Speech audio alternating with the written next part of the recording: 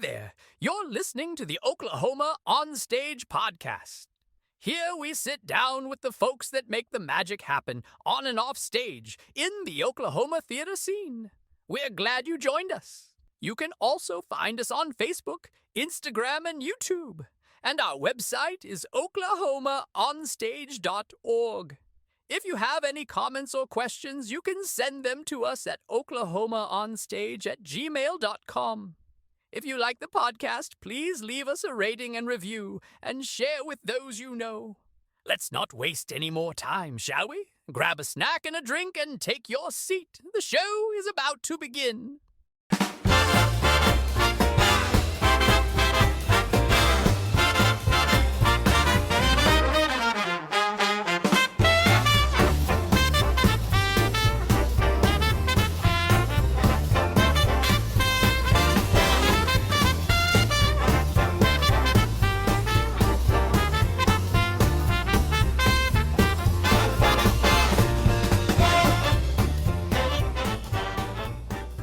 Welcome back, everybody, to Oklahoma On Stage. As always, I'm Tim. I'm your host.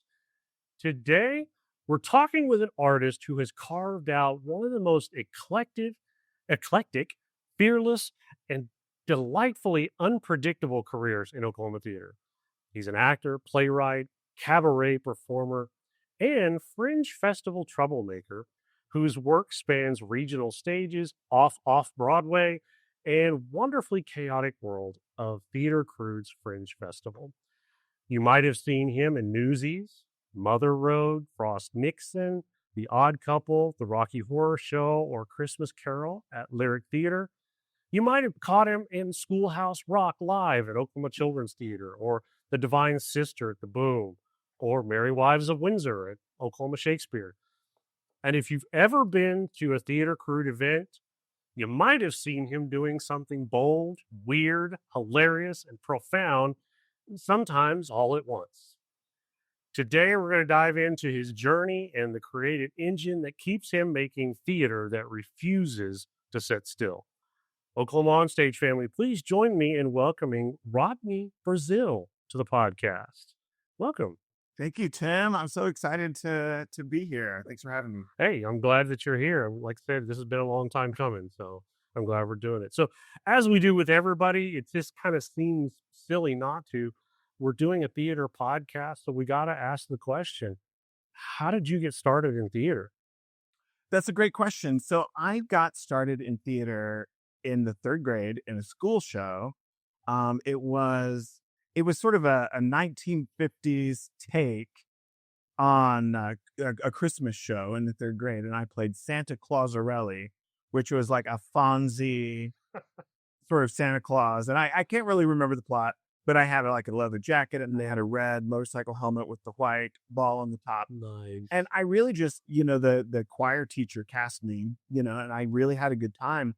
And then the very next year, there was a community theater in my hometown, Hobart, Oklahoma, that is a very prolific community theater and has been there a very long time.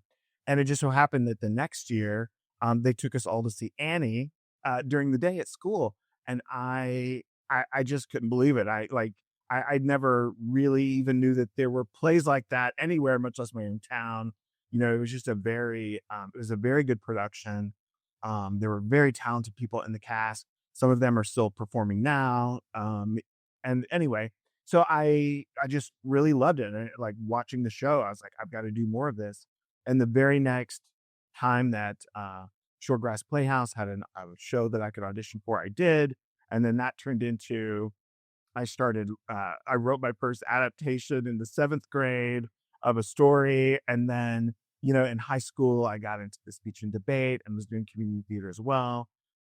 And it just sort of snowballed from there. I think maybe one of the things that sealed the deal is when I was in high school, one of my high school jobs was reading the news on the radio and recording commercials and kind of doing those things. So I tell people, like, my first professional performing gig was when I was 17, like it started really early on. Wow. And then I just kind of never stopped. And it's just something that's been a part of my life ever since then. That's awesome. I love that. So, um, what was the first role that made you think, "Oh, this is my life now"? The first role that really let me know that other people liked what I did was when I was a senior in high school. This was also at Shortgrass Playhouse. And we were doing South Pacific. And I had auditioned just to be, a sailor, the ensemble. I just auditioned for all the shows there. That was just kind of what I did. If there was something for me, I would audition. And they cast me as Luther Billis. I'm like 18 or maybe even 17. And they cast me as Luther Billis. And then people just loved it. And it was just kind of that first time that people really said, oh, we really love what you did. And it's not just good job, from your aunt and uncle or whoever that came to the Right. show. It was like, people that didn't really know me that well, even, would comment on it at the grocery store. It was a small town. You'd run into people and they're like, oh, you were so funny with that tattoo. And, that was so great. And so that was really the first time that I was like, oh, people really like this. And around the same time, my high school did Bye Bye Birdie, and I played Conrad Birdie in high school, and people really loved that as well. And I, at that point, up to that point, I already knew that I loved it, but I was really just kind of doing it for myself. And then I realized, oh, people really like what I do as well. It's not just me wanting to come out here and have fun. This is something that, you know, I guess I'm doing something right here, kind of a moment. And then, so those two roles were really pivotal. And then I had already decided to be a communications major in college, and I did that for 2 semesters. And then very quickly after being a communications major, I realized that really wasn't where I needed to be. I was trying to do the responsible thing and, have uh, a degree that would get me all these jobs. Little did I know that, radio would not get me many jobs, but so I made a smart pivot without knowing it. And then that third semester, well, I guess the summer after that first year in college, I had my first professional theater gig, which was at Texas, the outdoor musical. I auditioned, got into that. That was great. I mean, just that first entry into the world of real professional theater where people from all over the world are coming to see it, like that. And then, kind of getting through that threshold, it's like, oh, I can do this professionally. Like, this is a very real option for me. And so when I went back, I was at Cameron University in Lawton at the time. And when I went back, I, joined the music program. I was in the opera that last semester that I was there. And then from there, I just kind of studied performing arts and worked in it ever since then. Yeah, they've got a really good program at Cameron. They so- do. I was in a really fun opera, La Sonambula, I think was the opera that we did. But it was great. Yeah. So how did you transition into Oklahoma City? Cameron wasn't even though I loved the things I was studying at Cameron, Lawton wasn't necessarily the best fit for me. And I'd met a lot of new teachers at West Texas A&M University when I was doing Texas, the outdoor musical. And my plan was to go there because I had a voice teacher that I'd connected with there. There was a really good dance program there. And I was just like, I think this is going to be a better fit than Cameron. And I went and I studied voice that semester, and I was going to kind of like start back in the fall on like a theater arts degree or, so whatever their degree program was. And then just like once I got out there, I just realized I needed to come back to Oklahoma. Dated a guy and it didn't work out while I was there. And it was just like, I'm going to get back to Oklahoma. And so being from Hobart, the closest school there is Western Oklahoma State College. And I'd received a scholarship my senior year in high school, and they basically paid my tuition at any Oklahoma State school until I finished my bachelor's. Wow. So I had to pay through the other stuff, but my tuition was covered. Nice. The first semester, a whopping $9,997 or $997. Yeah. Things have gone up a lot. Yeah. No. But anyway, it was covered. It was a real blessing because I was able to graduate with no debt. Anyway, so I was back in Oklahoma. I went to a state school, and the voice teacher there, his name was Kirk Carson, and he had worked at Chicago Lyric Opera. He had worked at Lyric here. He had worked with the University of Central Oklahoma and had been in one of Sam McGurl's original operas that he had staged there. He had originated the role.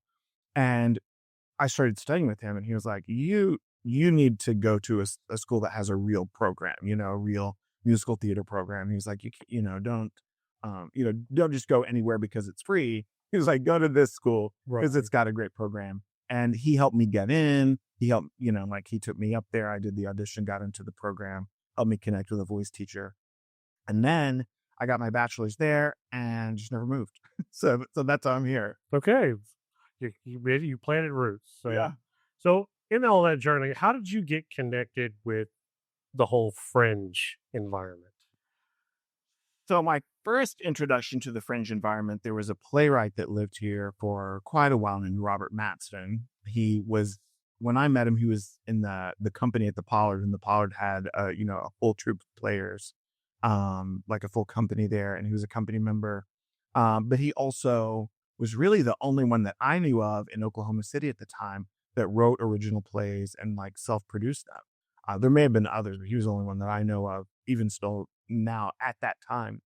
And I, they were, he wrote a lot of gay themed material. I'm gay. So I was like, I'm going to go audition for this play. And he cast me. And then it was called Beneath the Zipper. It was sort of the men's version of the vagina monologues. And he cast me in it, and it was really fun. People liked it, whatever. A couple of years later, he decided to take it to Chicago Fringe. He had family in the Chicago area, and he wanted them to see the show. And so he did some fundraisers, and like we all, the cast like rehearsed the show again. And then we all went to Chicago and did Chicago Fringe. And it was just such a cool experience, not only getting to kind of like do our own original work out of town, but then in that festival environment, you get to see all of these other creators that are making performance art work, whether that's a play or a musical or whatever. It's kind of hard to label some of these fringe shows that you go see. But while we were there, and I didn't know anybody in Chicago at the time, so we went to see a whole bunch of other shows. And it was just really had a huge impact on me, uh, like how accessible this was. That being able to sort of go to a big city and do a show, and it just kind of lived with me. And I thought, how cool wouldn't it be great if we had one here in Oklahoma City? And my friend Todd Clark and I talked a few times about starting a fringe festival here, but it's a lot of work, and I'm also a performing artist. And I realized that if I was to start a fringe festival, that would have to be my performing arts work here almost exclusively. Like I wouldn't really be able to have the time to set up a proper festival, do it justice, and still, go be in the Odd Couple, somewhere else at audition and kind of do that. And also at the time I was very involved at Carpenter Square. And so I had, I kind of had commitments there and was working there a lot. And so it just kind of like was one thing that I had a really great experience with and just wished that we'd had one here. And then one day I got this email from Adam and Jenny, and somebody had given them my email address, and they're like, hey, we're starting a fringe festival here. Can we come talk to you? And I said, yeah, sure. They came. We were in this conference room actually when we met, because they had just moved here and we met here, and they told me what they were going to do. I gave them they were really kind of like finding out what I thought about it, if I would want to submit something. They were kind of like pre-drumming up business for entries and like artists that may want to be involved with something like this here. And I already had kind of heard that there was a fringe festival coming to town. But then once I met them, I was like, oh, yeah. I've got to jump in on this. Absolutely. And so, I mean, as soon as that meeting was over, I started brainstorming about what would my submission be. I had already written several plays at this point, kind of like in the meantime, and had produced several plays on my own, and with a collection of friends that we produced some things together. And so it wasn't really daunting to kind of write that first script, but it was kind of having that idea. And so I had seen this documentary about sort of this conservative play festival that felt like plays were just too liberal. And so they had kind of decided to do the conservative theater festival. And I thought that was interesting. And so I wrote this play called the Ultra Conservative Theater Summit. And it was sort of like my meta imagination of what, um, what like, what some ultra conservative people would think is a fringe festival. And so we had scenes with all of these characters, and it was sort of this scene about, at the time people were taking down the statues from like all of the people from the Confederate heroes, and they were Right. pulling them down. And so this was my meta scene about them speaking out against all of the taking down. And it was Mr. Waffle Fry from Chick-fil-A that had been put up to honor, the conservative character of Mr. Waffle Fry from Chick-fil-A. And like they were trying to get him taken down from the park. And then there were these other characters that came in and didn't want him taken down because of his importance. The Waffle Fry is iconic. Everybody loves the Chick-fil-A waffle fry. And so it was kind of my way, that play was my way of sort of having this conversation, because I do feel like multiple voices should be allowed in theater. I certainly think that there are topics that maybe don't necessarily aren't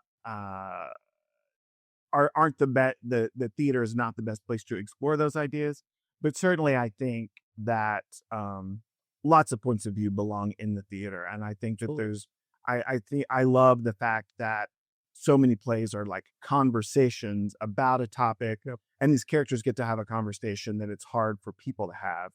And so that's what that play was. And and then so I did that. Then the next year was the pandemic year, and it was the virtual. I contributed something to that. I've been fortunate enough for my submission to get in almost every year, not every year, to Theatre Crude. But then, so I'd had a couple of shows in Theatre Crude. I've had my Chicago Fringe experience, and they were all really great. And then during 2020, my dad died by suicide. Oh, no. And, we weren't performing, like the theaters were closed. And so I was reading a lot, and I was thinking a lot about, what am I going to do? And I was doing some virtual theater on Facebook, and kind of like trying to be creative in that way. And then, my family had that tragedy occur, and it kind of sent me, to a different place, like Sure, when that's- something yeah. super tragic like that happens, and the circumstances of his death were very, very troubling. My parents' house burned down as part of what happened when he died by suicide. And so my mother didn't have a home, and there were all of these things that I was just dealing with psychologically at the time. And so, as you might know, like a lot of the best stories are created out of the ashes when something like that, when the house burns down, literally, I guess. And so I decided, I was like, you know what? I'm going to do like a fringe tour. I was like, when the fringe festivals start out, they have them all over the country. I was like, I'm going to go to some of those others. I was like, I've always wanted to kind of tour a little show. I've done a lot of stuff in Oklahoma City. I think it's time for me to do some stuff in some other places. So that was already kind of like the bug in my head. I'd also wanted to kind of do an adaptation because I hadn't done an adaptation of like a classic work since the 7th grade when, is there a story called Bearskin? I think there's like an old story about somebody that like he hides in a bearskin and he goes in the woods and that he trades his soul with the devil or something like that. It was like an old story. And I'd adapted that in the 7th grade. I think that's what it was called, was Bearskin. Anyway, but I hadn't really adapted anything since then. And, I'm just at home stirring around, the world's still semi-closed down, trying to think of like, what can I work on now?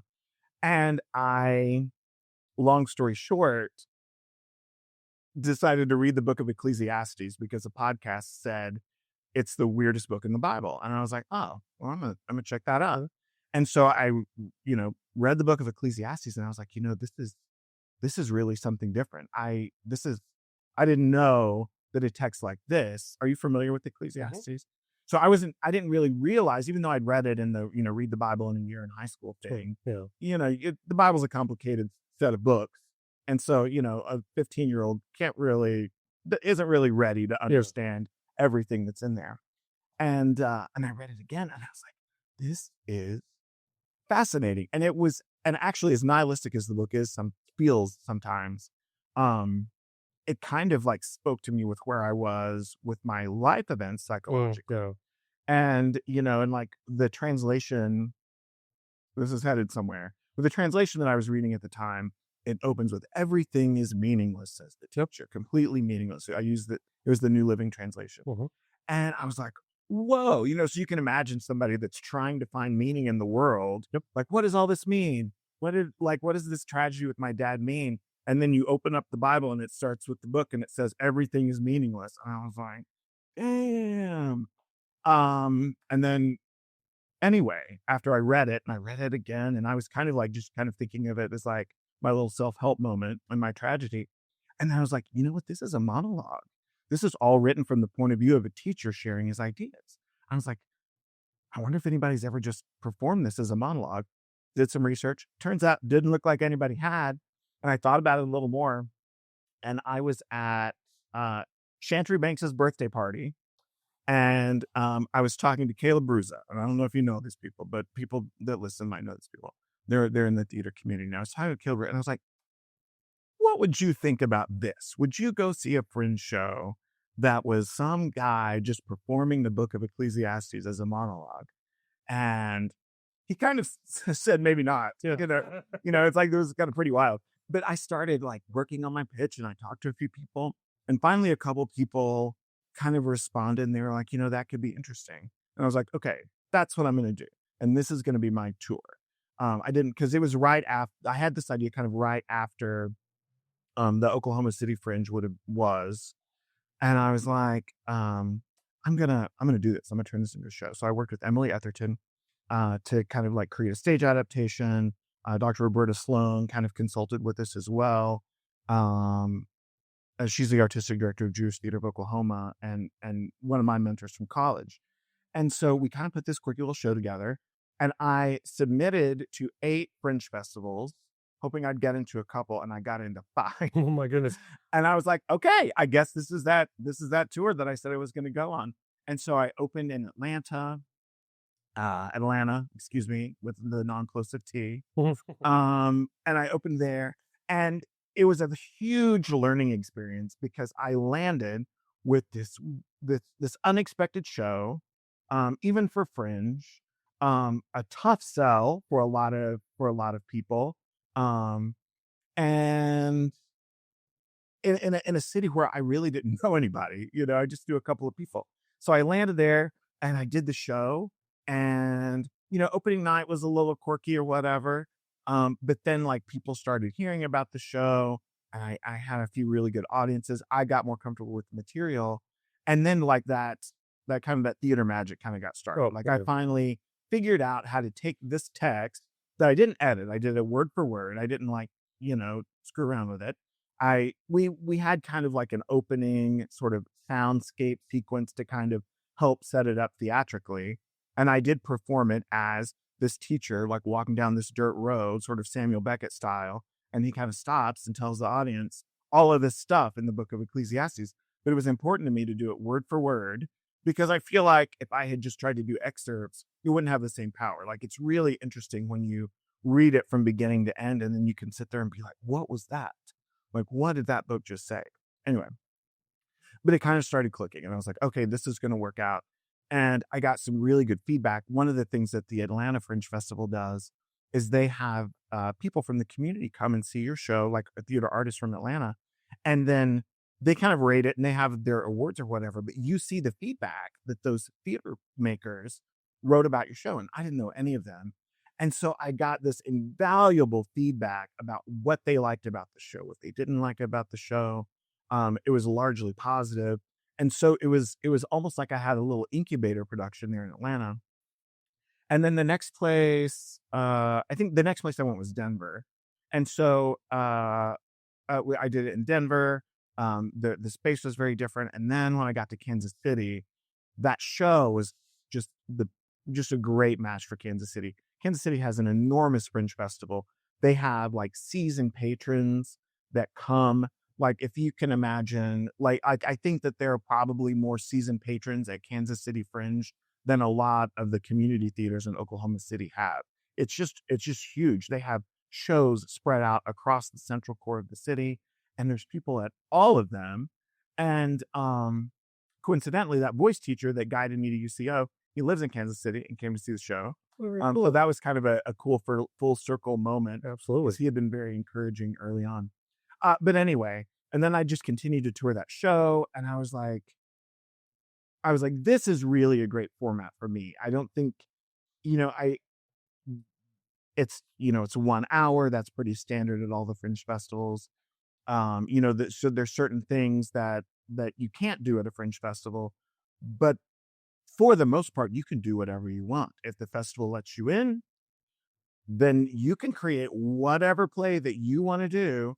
And there's no season ticket holders to say no. There's no board members to say no. There's no artistic director to say they don't want to do your play. If you get in, you got to do the play that you want to do. So for a theater artist like me, who performs and also writes, I was like, this feels like heaven, Sure. getting these opportunities. And then I go to these cities and these people come and see, these strangers come and see my show. It was just great. And then, and I took that show all the way to New York City Fringe the first time I did that festival. And that was the first time that I had ever performed in a theater show in New York.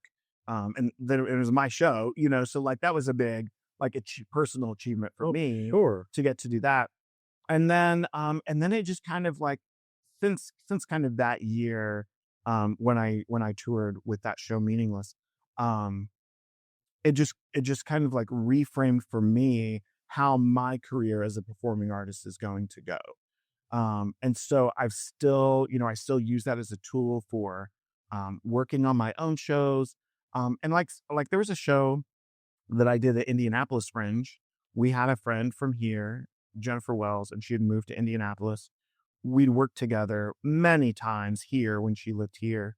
And then she'd been in Indianapolis and we'd stayed in touch, but we hadn't worked together. And I was like, let's just write a show and write a character for her. And so like I wrote a 2-person show. My husband, Scotty Taylor, was one of the characters. Jen was the other. And we just went to her basement and rehearsed the show in her basement and then debuted it at Indianapolis Fringe. Very cool. Which is another really big festival. Yeah. And so I guess like through the course of understanding how to use the format of a fringe festival, to sort of facilitate my own creativity, but then also going back to what I said about Chicago Fringe, every festival I go to, I see at least 5 to 10 other shows. Yeah. So getting to see the work of all of these people from all over the world and what they're able to come up with and like original ideas. And, as it turns out, your dad dying is a big inspirational topic for a lot of people to write a show. But yeah. And so I fell in love with the format. There was, and I think it was summarized best. I've said a version of this already, but there was a show that an actress had written for herself together with her partner about Josephine Baker. And it was like in the big venue at Denver Fringe. Like Denver Fringe has like a headliner and it's somebody that's, been to Hollywood Fringe or one of the bigger festivals, and the Denver people will bring them in. And that was the show, Josephine Baker. And so they let her speak at kind of like the opening presentation. And she just looked at everybody that's there and she was like, just be grateful for being here, because unlike most things that you will do in your life, a fringe festival is where you get to do anything you want to do as an artist. Cool. And that was kind of like that moment where I was like, yes, you can. That's why I love this. And then, so that's just echoed with me continuously. And for the most part, since then, anytime I have a new idea for a show, with only a couple of exceptions, I've always started it at a fringe festival. Very cool. Very cool. So you dove into it head first and haven't come back up yet. Yeah. So your work, a lot of your work tends to blend humor with commentary. Mm. So I love it. You like to tell stories, but you want to put a spin on it. Where does that voice come from? Oh, that's a great question. I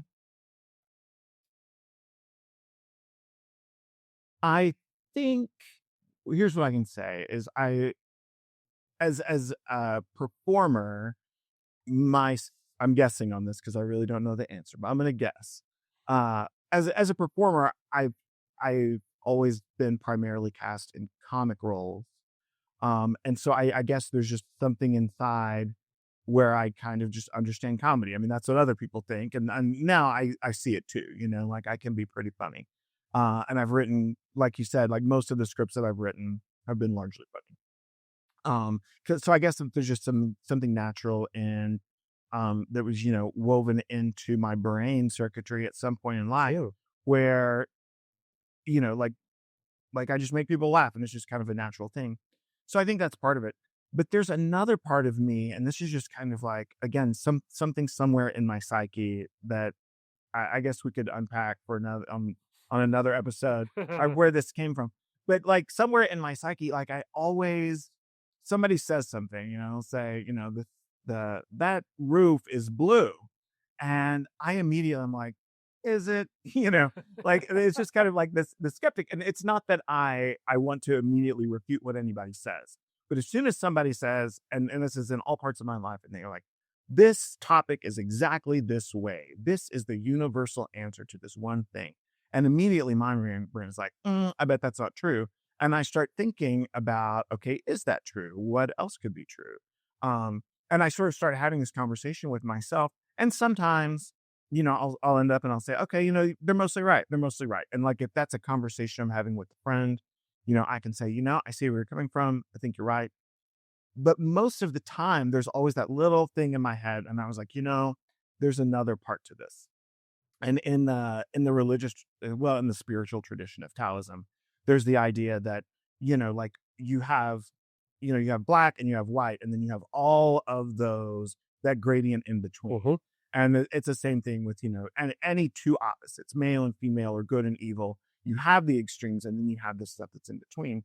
And that symbolism really resonates with me because I think that life is often like that. I think that it's really easy for us as humans to make these decisions about what we believe in, and it's this one exact thing. And really there's some wiggle room in there for almost everything. That's just my opinion on how the world works. And so I think that probably comes out in the writing and in the characters that I write, this idea that there really are very few absolutes in the world. And so then that comedy ends up being kind of this internal conversation or this internal sort of raising of the question.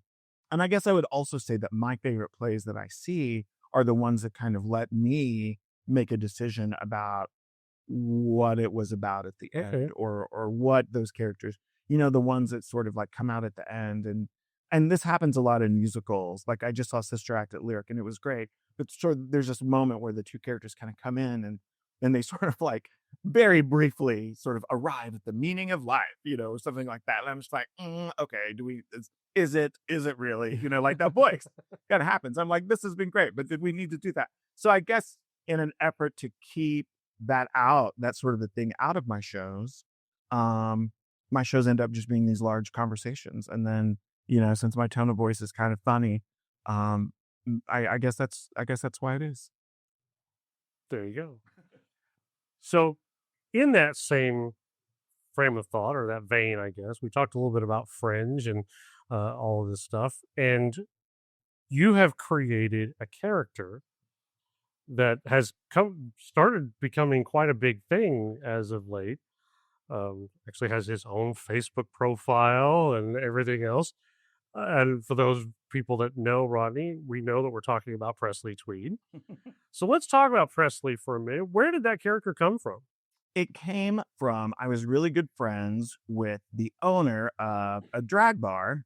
His name's Brett Young. There's a Brett Allen Young and Brett Everett Young. This is Brett Allen Young, also known as Kitty Bob Ames.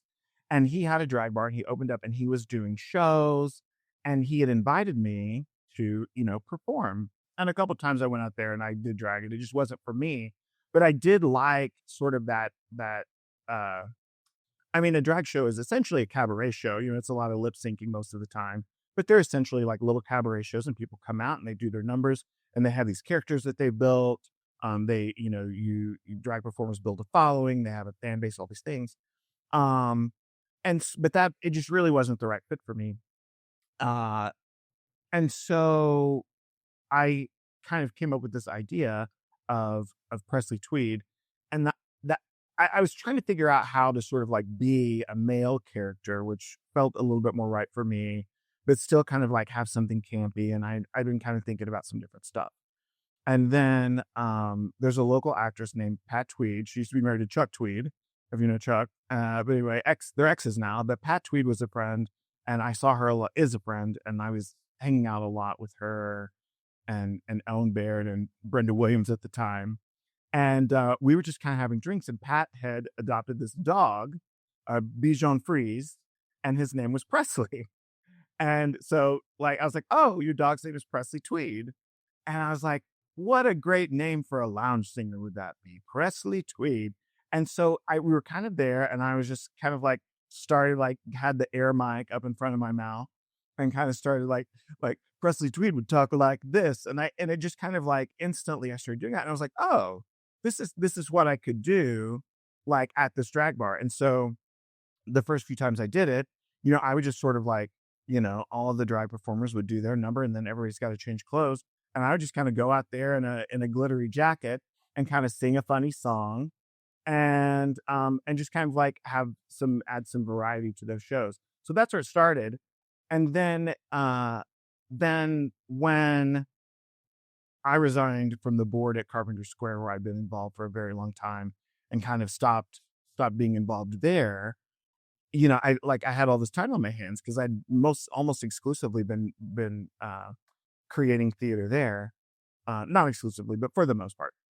And so like I had all this free time on my hands, and Brett had just opened up a larger venue and moved the Boom into a brand new theater that he built. And so they were looking for programming, they were looking for people help, fill stuff on the stage. And I had people had thought that this character was funny a few times.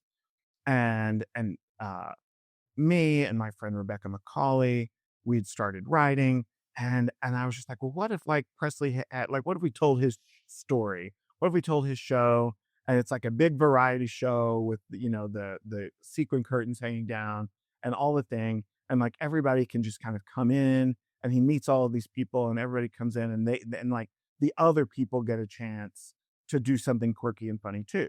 So it was sort of like my version of hosting a show. And yes, it was starring me as my character, but it was really and I wanted to do that. I wanted to kind of make this character into something bigger and see how it went.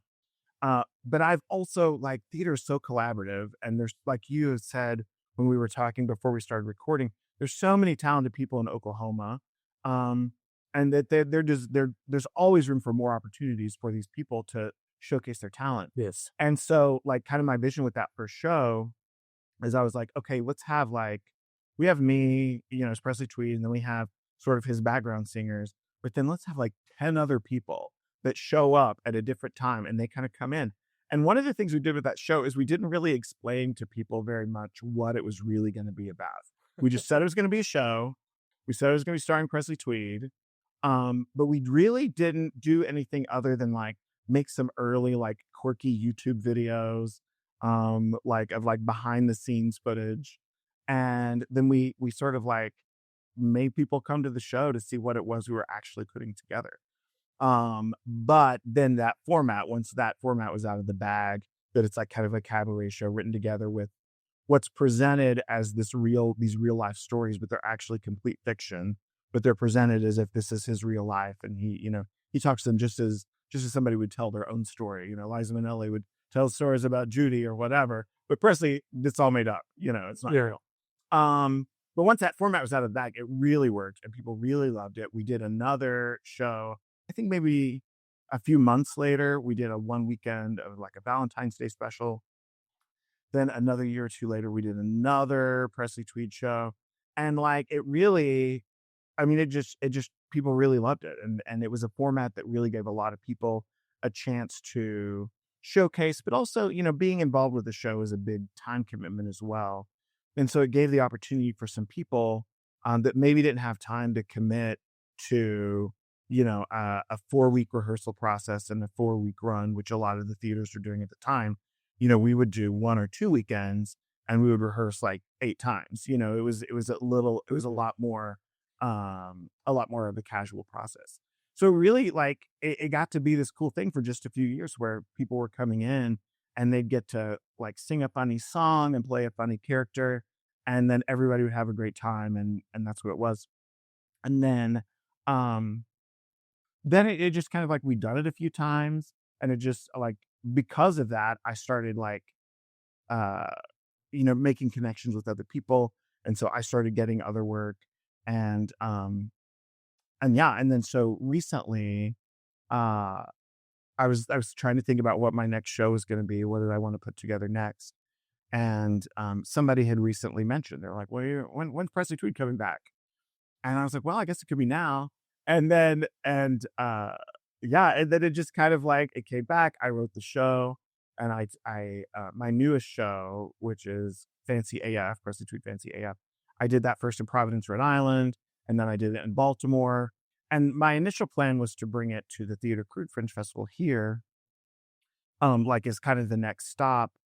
But I ended up but I ended up bringing the show Thank You Places, which we'd done in Indianapolis. I ended up doing that, submitting that for Theatre Crude as well. So it was just kind of on the rocks for a while. And then honestly, like my husband, he was just like, what if you submitted your Presley Tweed show to New York City Fringe? It was like, then we could go to New York for 3 weeks again. Cause like that's when we did Meaningless, like we lived in New York for a month and it was great. And I was like, oh, well, I guess we could, that would be fun to go, spend another month in New York and do another show. And so I submitted it there, and we did it at this cool venue in Brooklyn called The Rat. And they do a lot of like musical, like kind of musical sketch comedy and a lot of improv. And it was the perfect setup for a show like this because it was kind of small. Some, New York venues, sometimes you're just crammed into the building, and that people have like just built a theater inside of this space. Little dive bars. A little dive bar, yeah. And this was a little better than a dive bar, but it was kind of that kind of vibe. I mean, it's called The Rat. Yeah. Like so there was already kind of like this tongue-in-cheek joke about the venue even. And that's always been the thing with Presley Tweed is like his persona. He's always tried to be a big star, but something happens every time he's about to get his big break, he doesn't get it.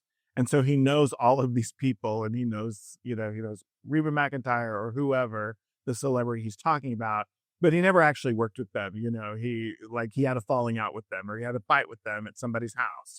That's kind of the joke with him. So a place called The Rat was the perfect place for that. And so anyway, yeah. And so a lot of people just expressed that they were interested in seeing the show. And then I connected with the new owner of the Boom and the artistic director there now, Josh McGowan, and we found a couple of weekends, and so we're going to do it again the last weekend in August and the first weekend in September. There you go. So that'll be cool. Yeah, that'll be cool. So now you just got through directing a show. What was that all about? Remind me what show I was hoping you. Let me think. So I directed several this year. I think it was in the Paseo.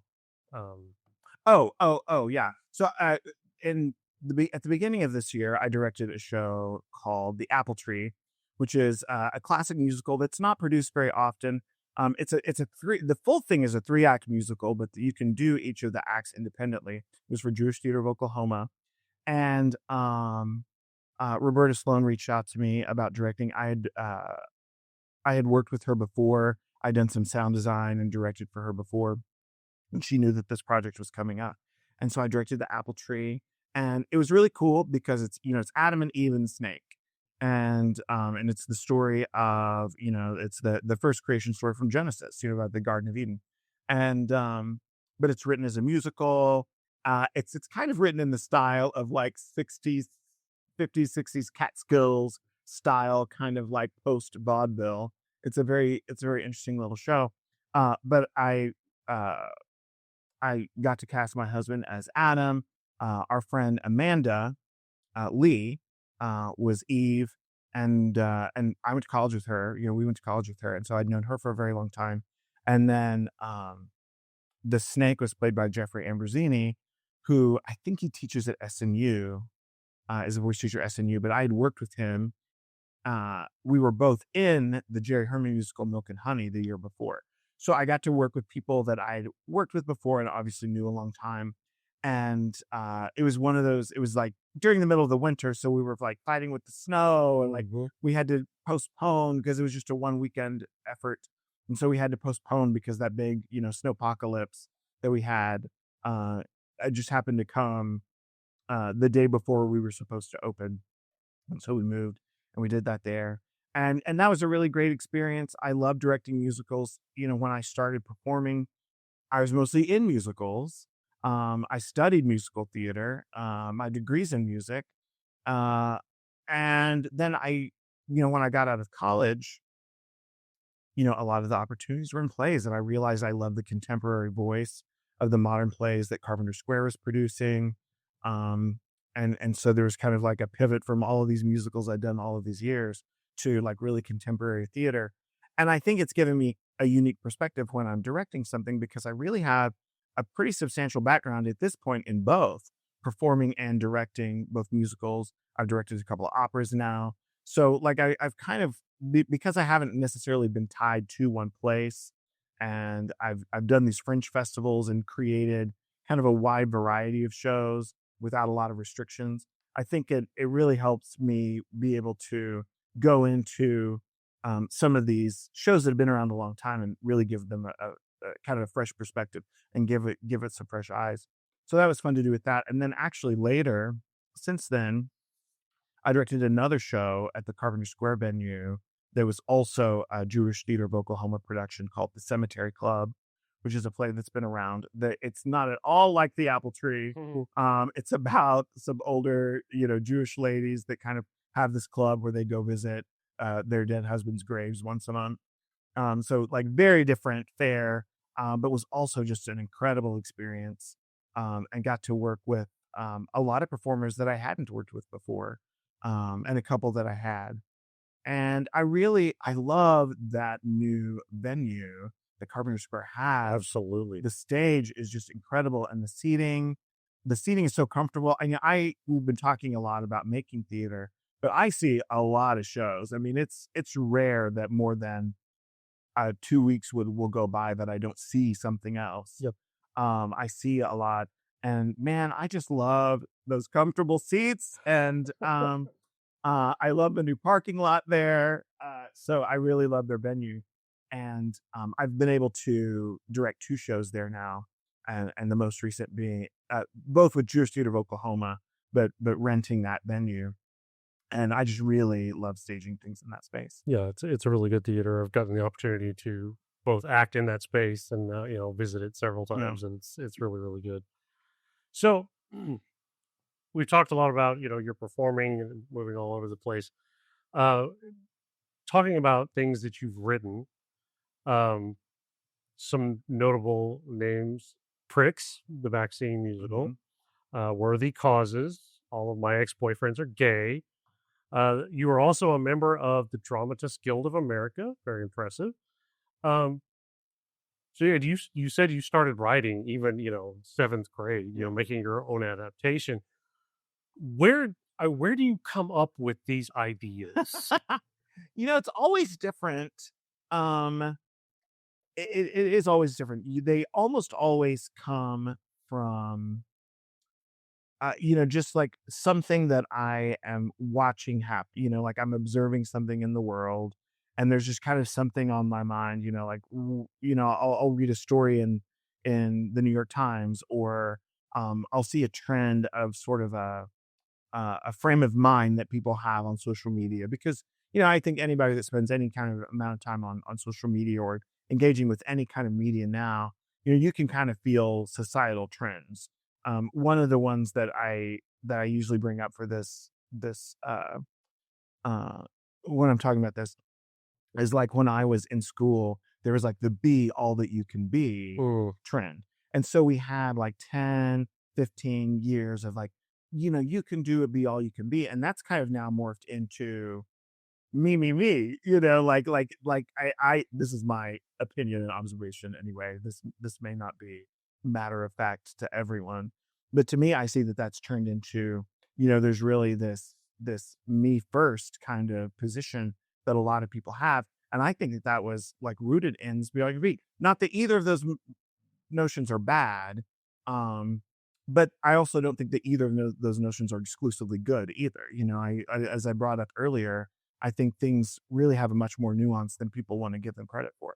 And so, like a lot of the things that I've seen, I'll catch a glimpse of the story, and I'm like, that connects with this this this thing about the world that I'm trying to answer for myself.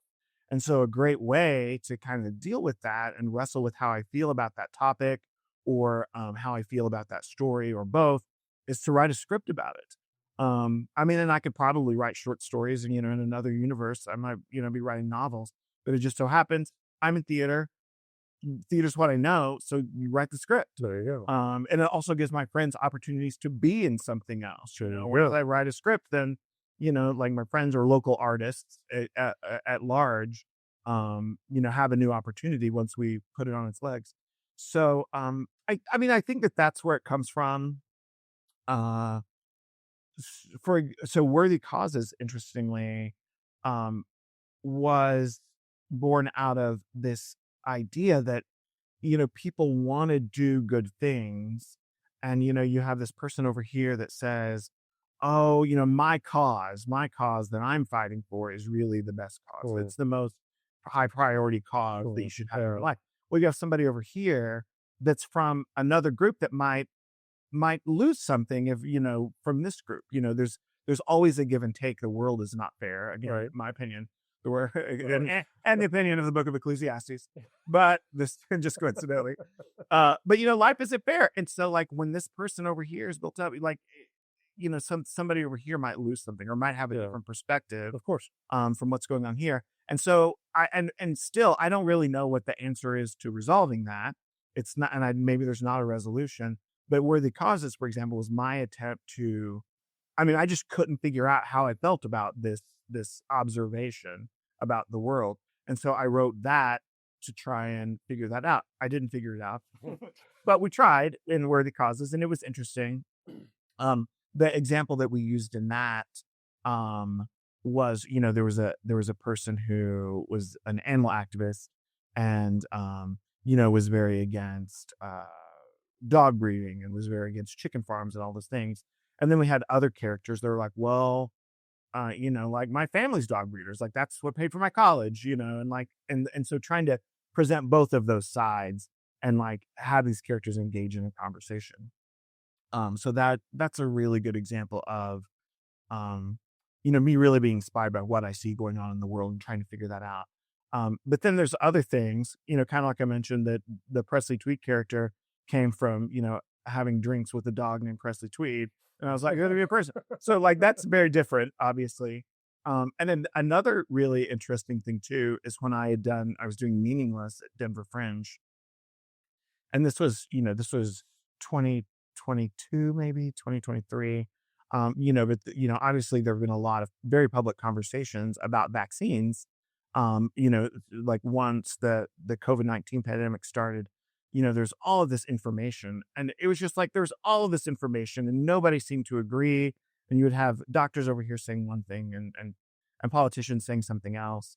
And, so that was all kind of going on, but it wasn't really anything I wanted to write a show about. And we were kind of sitting around, after Meaningless at Denver Fringe and the show had just closed and we're like, so what do we want to write for next year? You know, it's like, let's start thinking now about what we want to enter next year. And I was like, we need something with a name that really zings. And so me and my husband and Claire Powers, our friend that was part of, give me just a second. Me and my friend Claire Powers that was part of Meaningless, we were just sitting there and we were just brainstorming the wackiest names that we could think of. And I was just like, well, we should do them. And Claire, I think, said she wanted to do something where we could sing. And I was like, okay, what could our musicals be? And then I just kind of tumbled out with Pricks the Vaccine musical and everybody laughed. And then a few months later, I brought it. I didn't really start on it. It was just a joke. We were kind of brainstorming wacky titles. And then a few months later, we were just kind of having a conversation with another group of people. And I said, they said, "What's your next Fringe going to be?" And I was like, "Oh, it might be Perks the Vaccine Musical." And everybody laughed. And I was like, "Oh, well, maybe this is a title that is provocative enough that people would come see it." And then I just wrote it. I didn't even really know what the show would exactly be. And it turned out to be sort of this like after school special. Or if you did you tell me you're from Oklahoma? Yes. So Northeastern, I think it was Northeastern University in Miami. They used to have this troupe that traveled around the state that was called Risque Business. Mhm. And it was sort of like anti-drug and like that kind of thing. And so so that was kind of like around in my mind as I was writing this pics of that. And I was like, well, what if Risque Business did a show about vaccine science? And like did some songs, but like one of the things with Risque Business, because I saw them, they came to Hobart a few times, and they would always have on like neon sunglasses. They were very much trying to do things that kids would think were cool. And so we really did that. And so Pricks the Vaccine Musical was largely inspired by my memories of Risque Business. Oh, nice. And kind of the anti-drug. But instead, I just read 3 books about vaccine science. And then, of course, there, with any kind of medical science, there's differences of point of view. But one of the things that was important to me is like, okay, what did happen historically? What is true? What is the historical record? Let's stay as close to what everybody agrees on as possible, and let's put that in the show. And so that's what we did. Nice. So yeah, always something funny. Side note on the sidebar there, I'm actually a NEO. I was a theater major at NEO. Yeah. Did not get into Risque Business, but I was part of the Masters program. So, Oh, cool. So, yeah. That's still around? I don't know if they're still doing Risque Business or not, but yes, they have an amazing theater program up there, an enormous auditorium. I've been there. I went to Boise State, and at the time in 1997 or whatever, Boise State was there. It may still be. But I remember going into the theater, and again, this was before I'd really decided I'm going to be a theater artist. But I went into that theater, and they had these huge pictures of all their productions or some of their productions. Mm-hmm. They were gorgeous. I mean, like, it was just like the pictures of the work that they did there. I was like, this is happening in Oklahoma at this university, like, or college or whatever it was. Yeah. So I've been there. I was amazed at, the size of the theater and the performances that they put on, and it was a junior college. Yeah. It was quite amazing. So I got hooked on it. So this is kind of the part where I'm really excited to dive into about what you've got coming up. Okay. Now, one of the reasons we wanted to talk to you, again, talking about your connection with Theatre Crude. What a lot of people don't understand is that Theatre Crude does more than just the Fringe Festival. Mm-hmm. They have several different programs that go on throughout the year, and they have one coming up called 5/5. Mm-hmm. And 5/5 basically the premise is they take a show or a book or a movie or whatever, and they break it up into 5 parts. They give those 5 parts to 5 different groups of people. They have to come up with their own interpretation of that without talking to anyone else, and then bring it all back together and see what happens. A lot of fun, a lot of humor, a lot of laughs, and just so happens you and your group of people, and I believe is it Presley Tweed? It is. And are actually doing a portion of this without breaking any theater laws or anything like that, or spilling the beans or anything. By the dropping of this show, this will be coming out on Friday, and the 5/5 will be Monday night. So there's a few nights in between for you guys hearing this episode and being able to get there to OK Cider in downtown Oklahoma City to see 5/5. What is your group going to be involved with doing? Yeah, so the Theatre Crude folks, they split the movie for you. So you go, and this is the 3rd time I've done a parody sketch for this type of event for them. But they kind of come and they've got it divided up, and they sort of like there's some sort of like always some sort of way, like fair way to like assign out all the parts. But we got part 4, and so I got part 4. I went home that night. It's on Paramount Plus to watch if anybody wants to watch Titanic before Monday. It's very long, but my section is part 4, and it's really like the iceberg's already hit, and the water's coming in down below. They're starting to get people on the lifeboats, but it's that section where the band keeps playing. And I was like, and I already knew because I'm doing a Presley Tweed show, as I mentioned, in the fall, and so I was like, well, this is going to be a cross promotion. Like I'll write Presley Tweed as a character in this parody, just to kind of like give us a reason, like people, an introduction to this character that maybe haven't seen him before. And so I was like, well, what if Presley was the entertainment on the Titanic, and like the ship is sinking, and him and the band just keep playing. And so that's the premise of our section. And so the way that we'll be doing it is Taylor Etherton, who's an incredible musician. He wrote the music for a show called Smoke and Mirrors that we did at Fringe a couple of years ago. But he's going to be playing the guitar live. And so him and Presley are the band. And then all of the other people in the scene are the other characters from Titanic that you might be familiar with. So we meet Cal, we meet Rose and Jack, of course. And then we meet Molly Brown. She kind of comes in and she's sort of the voice of everybody else on the boat in this scene. And so we do some fun references and maybe a couple of Kathy Bates jokes in there as well.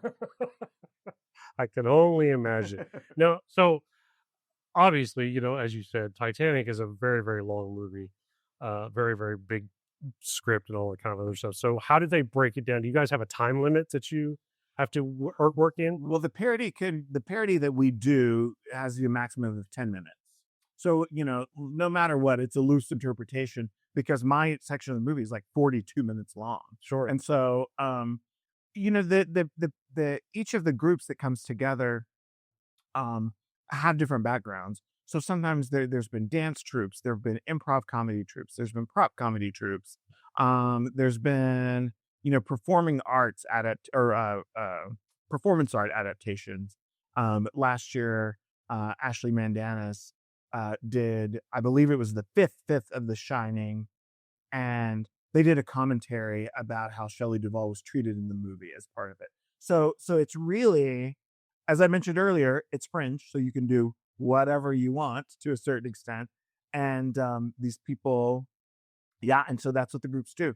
And so I have no idea, except for maybe a teaser graphic that somebody's posted on Instagram, what any of the other people are doing. I happen to know most of the other artists that are involved with this, but we're not talking about it. We're not texting each other. Right. Like the part of the fun is the surprise Right. of seeing how these 5 pieces fit back in together. And it's always really interesting.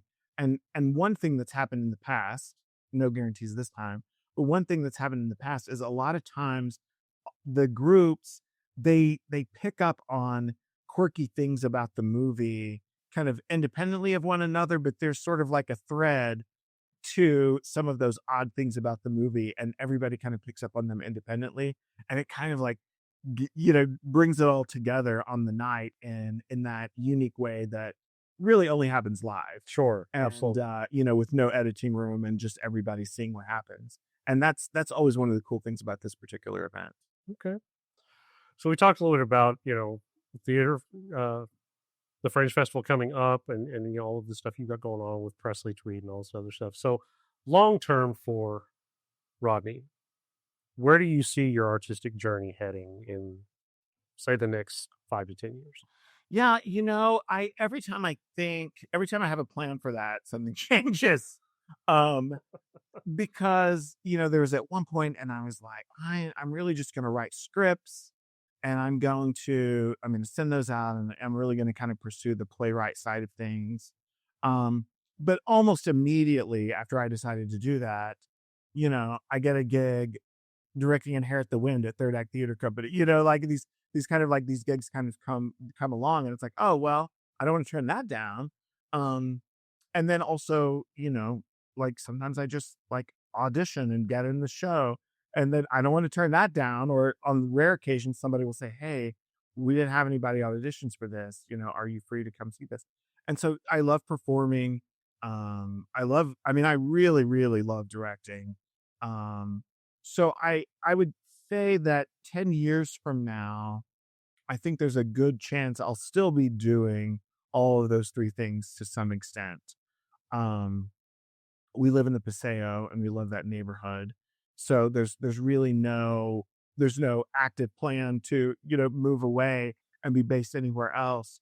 But, the economics of performing arts in Oklahoma City, there are limits to that. Talking about like just this audience development. Um, Oklahoma City, there's a limited number of audience members available. You have, and I say this from experience, there are some people that will go see every Broadway tour that comes to the Civic Center, but they won't come see Inherit the Wind at North Park Mall, even though the show might arguably, in some people's eyes, be just as good or better for some of those tours. Sure. That's not going to be their thing. Right. And I say that as now as having performed theater in other cities around the country. There's other cities where that's not as much the case. Sure. Kansas City is a great example where, like, performing arts people, they're ready for anything. They will go see different formats of theater. Maybe not everybody in town, but there are thousands of people in Kansas City that are kind of like always looking for that opportunity. Where can we go see a live show? And that's something we don't necessarily have here in Oklahoma City yet. What's the answer to that? Not sure. What I can say is in St. Louis, it seems like St. Louis, like people come out of the womb as theater patrons.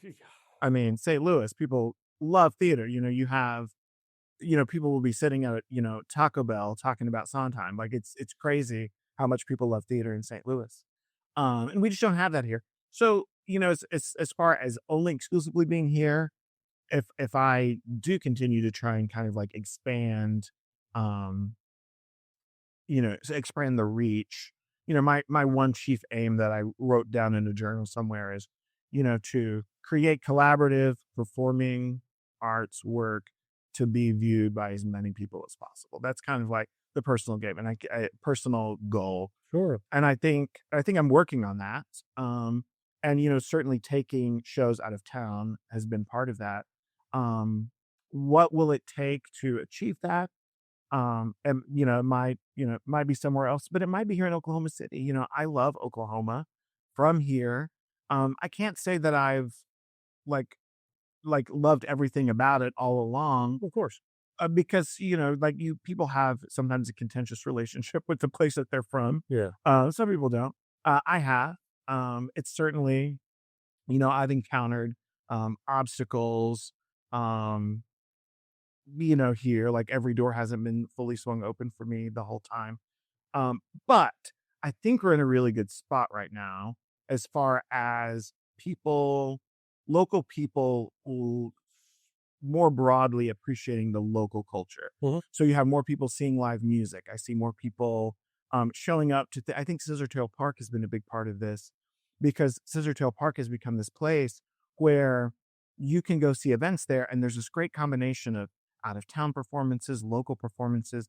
And it's sort of like given this common space where people start seeing that, they're these aren't two different types of people. These are all just performers. Mm-hmm. You may know some of them from YouTube and some of them from MTV and, some of them from Jewel Box, but all of these people have talents that they can bring. And I feel like Scissortail Park has been a great place. And the events that are hosted at Scissortail Park has been a great place for bringing that together. I think the Plaza District too, because you have Lyric Theater and you have, Grand Royale that has live music, and you have OK Improv. And so there's this one district that's got, performing arts on very different budgets, and like on a very different scope and scale with very different missions, but they're all in the same block. Yeah. And I think that helps people understand, there's value to all of these. Yeah. And I'm hoping that will lead to, like some more audience development here, and people really like seeking out locally grown arts of all kind, Yeah. paintings, whatever. I'm in performing arts, so I think of that. Sure. But I hope that can be something here. And if we can reach that level, I think I would just love to stay here and continue to just like influence and be a positive influence on what we get to do here. Not only opportunities for myself, but helping try and cultivate opportunities for other people too, like as a director and a playwright. Awesome. I love that. Well, Rodney, as we come to our close of our time here, what I like to do, I end every one of my episodes with what we call our curtain call curveballs. I know you were looking forward to this, as so many people that have listened to the podcast are. And so these are just random questions. Some may be about theater, some may not. They're really just kind of off the top of your head, definitely off the wall. And so we'll just kind of see where this goes, okay? Okay. First question. What is the worst audition song you've ever chosen? I auditioned for Oklahoma at Lyric Theater, not the most recent production, but the one before. And for some reason that I still to this day don't know why, I sang Unworthy of Your Love from Assassins. And the table was clearly speechless. Like they were like, what? Like just the looks on their faces. And of course they were very gracious and thank you very much and whatever. And at the time I didn't really realize what a mistake that was. That I really don't know why. I think maybe I just had a cutting of it and I decided to go. And that's the worst audition song I've ever chosen. Didn't quite catch that in the vein of the show. I was not cast. I was not cast. Okay. So if your personality were a gas station snack, what would people be grabbing off the shelf?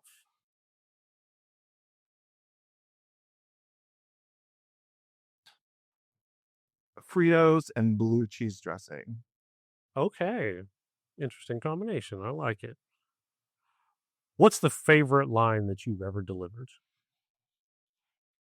Okay, this is a tough one for me because I know myself and I very frequently forget my lines as soon as the show is closed. I'm not that person that remembers the lines. I'm going to pivot on this answer and just say that one of the most special things I've ever done in my life, I'm kind of tearing up, I don't know why, but was getting to share Ecclesiastes with people in an environment that there were no judgments. There was no, just said the words. And that book is so fascinating to me even now. Yeah. And it starts in such I don't know why I'm tearing up, but it starts in such a powerful way. And he says, everything is meaningless, says the teacher, completely meaningless. Situations come and situations go, but the world never changes. And it just starts into this 45 minutes of some of the most interesting things I've ever heard. And getting to share that with people again and again, it was so meaningful for real. Well, that's good. That's good. Yeah, it's definitely a very powerful book. Yeah. And, I try to avoid people ask me what I think about it and what my takeaways, and I'm a little cagey about it because I want people to have their own experience with what all of those things mean. And but getting to just share them and, I was performing them. So of course it's told through my point of view, you can't extract those two things, the actor from what the actor is saying. But yeah, it was incredible to get to share all of those lines. Okay. What's the most chaotic thing that has ever happened during a Fringe performance?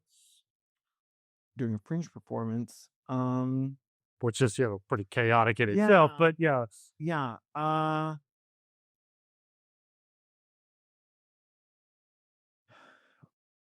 Well, one of the most chaotic things that's ever happened at a Fringe performance was when I was in the audience, actually. There was a show at Theatre Crude last year, and it was called The Production, I think was the name of that. And I didn't really know the context of the show going in. I was just kind of like, trying to see as many shows as possible. I saw the name, I saw that I could go, and I went. And the show was like the premise of the show, it was like a recreation of a group of people creating a production of a show. Um, and I figured out during, like, really afterward through conversations with other people, that these people had had kind of this shared negative experience as children in a children's theater group. And so the whole, like, it was a largely improvised experimental kind of show. Um, and it was supposed to be immersive and all these things. But I was so mildly traumatized by what was going on, because I didn't know that these people were trying to recreate this negative situation that they had been a part of, and kind of like show people how bad it can be. And that still may not be exactly what they were trying to do, but it's certainly what happened. And I have never in my life wanted to run away screaming, because I mean, I work so hard when I'm a director or when I'm a producer to create pay attention to people's time, respect people's contributions, even when, I mean, I'm always able to pay people a little bit when I'm producing a show, sometimes more than others. But as many performers in Oklahoma City know, a lot of our time is essentially volunteer time. We're doing this because we believe in the craft of it.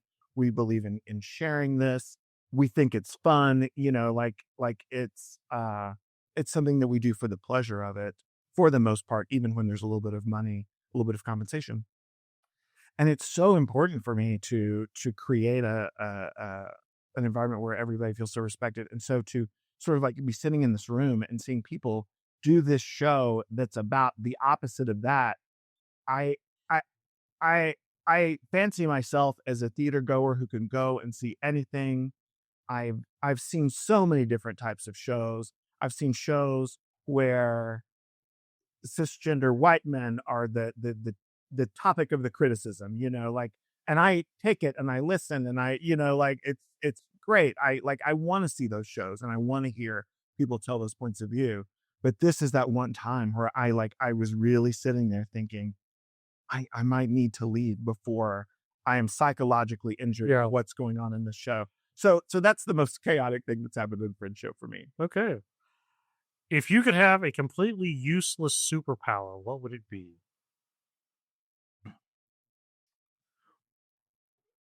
Oh, wow. A completely useless, Or maybe we'll say seemingly useless. So it may not be useless. useless superpower.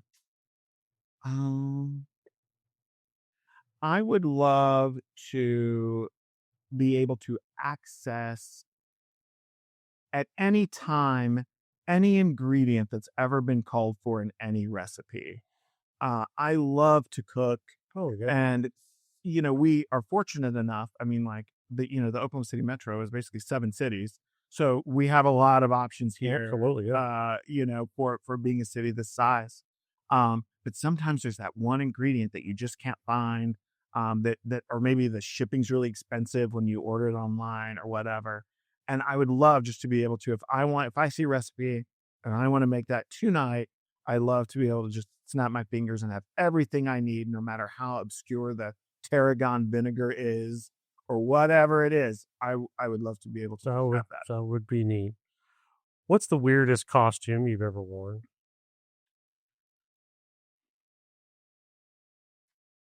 The weirdest costume I've ever worn. Well, I mean, as a comic performer, I guess I would think that I would have worn some weirder costumes, but I'm trying to think right now. Um, I've worn clown costumes in a couple of shows, and that was pretty weird. Uh, I You know what? I don't think I've worn that many weird costumes now that I think about it. I've worn lots of uncomfortable costumes. Sure. I did Shakespeare in the Park one year, and I mean, like, my tunic was made out of upholstery fabric. It was so hot. Ugh. So that was weird in that way. I was in tights and a couch is what I was Oh my wearing, gosh. essentially. Dude. So that was a little bit weird. I'm sure that I've done shows like, like quirky shows at the Boom where I've worn something, but, um, yeah, I would say maybe the killer clown in Wonder of the World at Carpenter Square was a pretty weird costume. I'll go with that. Okay. What is one thing outside of theater that you totally geek out about? Hmm. Food. We brought up Sure, food. sure. I definitely geek out about food, and when I go to a restaurant, I'm a big fan of cooking my own food, but I do still go to restaurants on occasion, usually somebody's birthday. And so when I go to a restaurant, the first thing I do is I read the menu in its entirety, and I look for an ingredient that I've never had before. I look for a combination that I've never seen before, and if I can find that in the menu, I that's always what I get because I'm so adventurous when it comes to making food, eating food. I definitely geek out about food. Um, Something that's maybe a little bit nerdier that I geek out about is I really love TV shows about like spies and espionage. And so I basically, even if I don't love it, if I find a new show, I feel like I've watched a lot of them, at least on the streaming channels that I pay for. And if I find a new one, I almost always have to watch the first 3 episodes right away. I don't know why I love spies on TV. I just love it. Okay. Is there a dream role that you've never played but that you absolutely want to? Oh, um, people ask this sometimes, and I've never really been a big dream role person. Uh, I definitely don't have a list. I would love to play Sweeney Todd and Sweeney Todd. So that, but that more comes from I really want to sing those songs, like they're so good. Yeah. And when I first started like actually studying vocal technique, like right away I was trying to pull out that stuff. I was not ready for it at the time, but I was so drawn to that character and what he sings. So I guess that would have to be the dream role that Okay. I would put my finger on. I can see that. I Yeah. can see that. Okay, so if theater didn't exist for you, what would you be doing? Well, theater doesn't pay all the bills. So the other thing that I do right now is marketing. Okay. And so career wise, I would probably just do a lot more marketing work and less theater work. Fall back on that communications. Yeah, fall back on that communications degree that I never finished getting. I mean, it's really hard. Like really almost every job I've had, like even my like 9 to 5 jobs, not all of them. Because some of them were in sales, but even a sales job, there's a little bit of character play Absolutely. and Yeah. storytelling in a Yeah. sales job. So that's really been just so much of my life that's hard to say. I one of I do know the answer to this actually now that I think about it. So um I was in the sales team for a website at News 9. They own this website called ineedthis.com. And the website closed. The website wasn't working. There were many reasons. They closed the website and the sales team, at least the newbies on the sales team were let go. And I have to say that the best place I've ever been fired from was News 9. I'd been there for 7 months and they gave me 2 months of severance and they hired a job coach that rewrote my resume. If you're going to get fired, News 9 is the place to get fired. It was laid off, but anyway. But I got a job at the time. I was more in sales as my sort of 9 to 5 job, and I got a job selling cemetery grave plots at Rose Hill Cemetery, and the pay was terrible, and so I couldn't stay with it. But I really loved that job, and I really loved being able to have conversations with people when they were in their time of need. I went to I think I was only there for maybe 5 or 6 months before I just needed a better paying job. And I mean, I probably went to 30 or 40 funerals in that time because that was our job, was to be there, make sure that everything went well, And then if they had any questions about, where grandpa's going to get buried someday or whatever, to help them with that. If people, anyway, I won't go into the details of that job, but one of the things that I really loved going to those funerals and like listening to what the preacher or the chaplain or whoever was speaking would say in reflecting on that person's life. Mhm. And they were wildly different. Like there was one guy, I went to this one funeral that was held like at the cemetery, and he had made made up all of these comedy characters, and he had recorded them on cassette tape, and like half the service was them just playing some of his old comedy routines so that everybody could hear Dad's comedy routines one more time. Mm. And then other ones were very, very serious and lots of tears. And I remember thinking at the time, I was like, like I don't want to sell gravestones forever. But I was like, I really do think that I could be kind of a chaplain and kind of like a freelance religion chaplain of some sort. I'm not Unitarian, but like a university Unitarian, like whatever. If I had to pick one, something like that, because I felt like that was kind of my strong point at that, at that job, was really just like letting people tell me what was on their mind and like, and kind of giving them what they needed at the moment, whether that was a lot or a little. And so I do think that like, if I didn't have theater at all, I don't know that I'd be a pastor or a minister at a church, because that's not really my thing.